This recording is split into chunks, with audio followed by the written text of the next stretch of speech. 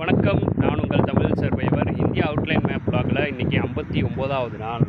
இந்த 59வது நாளில் இன்றைக்கி நம்ம ரத்னகிரி தான் போயிட்டுருக்கோம். பார்க்க எவ்வளோ பெரிய காட்டுக்குள்ளே தன்னந்தரியா ஒரே ஒரு வீடு, யாரும் இல்லைங்க. பார்த்தீங்களா, கேட்டு கூட உடஞ்சிருக்கு. ஆனால் நம்ம வேணாம், எதுவும் பண்ண வேணாம், ஸ்ட்ரைட்டாக வைப்போம்.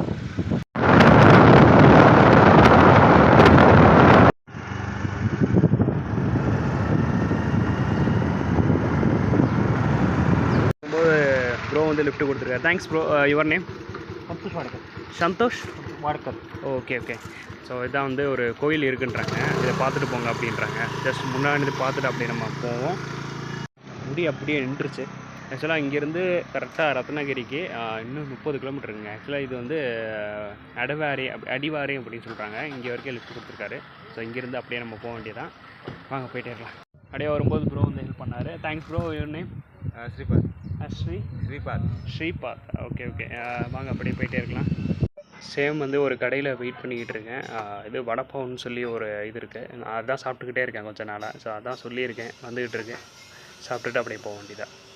ஸோ வடப்பாவு கேட்டிருந்தேன், வேறு ஏதோ கொண்டு வந்திருக்காங்க. சரி ஓகே, சாப்பிட்டு அப்படியே கிளம்ப வேண்டியதான். சாப்பிட்டாச்சு, வாங்க கிளம்பலாம். என்ன மழை தான் அடிக்கடி பெய்யுது.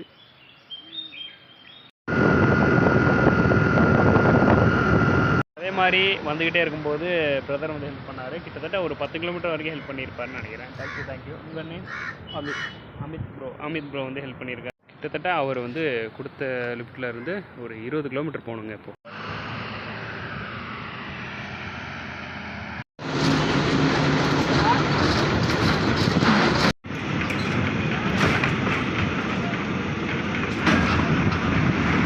ஒரு வழியாக இறங்கியாச்சுங்க ரத்னகிரிக்கு.